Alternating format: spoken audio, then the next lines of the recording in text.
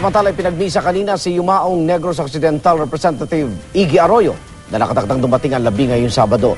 Ang kapatid naman niya si dating First Gentleman Mike Arroyo dumedepensa sa panibagong akusasyon ni Senador Panfilo Lacson laban sa kanila. Saksi si Susan Enriquez. Sino si Jose Vidal? Kasi batay dito sa party, sa expose ni Senador Lacson. Ito raw si First Gentleman Mike Arroyo. Ngayon, lumagtad kayo para sabihin na hindi siya si Jose Vidal. Totoo yan, Arnold. Hindi siya si Jose Vidal. Ako si Jose Vidal.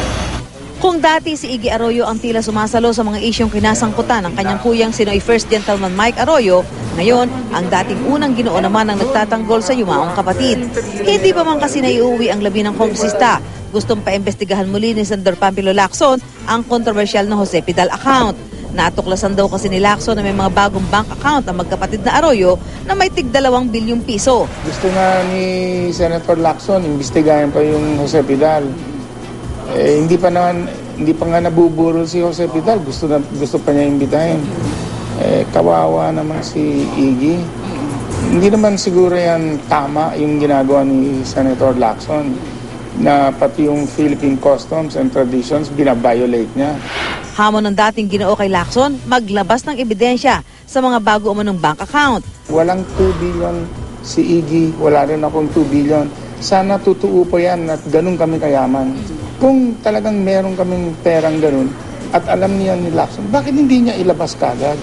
Bakit pa niya sinasabi meron siyang dokumento? Ilabas na niya ang dokumento niya. Ano pang iniintay niya? Ngayong Sabado nakatakdang dumating ang labi ng kongresista, pero kanina ipinagmisa na siya sa chapel sa Don Bosco sa Makati.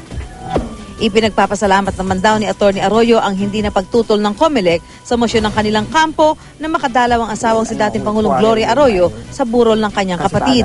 Wala pang desisyon ng Pasay RTC pero posible raw na unahin na itong dinggin ng korte kaysa sa naon ng mosyon ng COMELEC na mailipat si Ginang Arroyo sa regular na kulungan.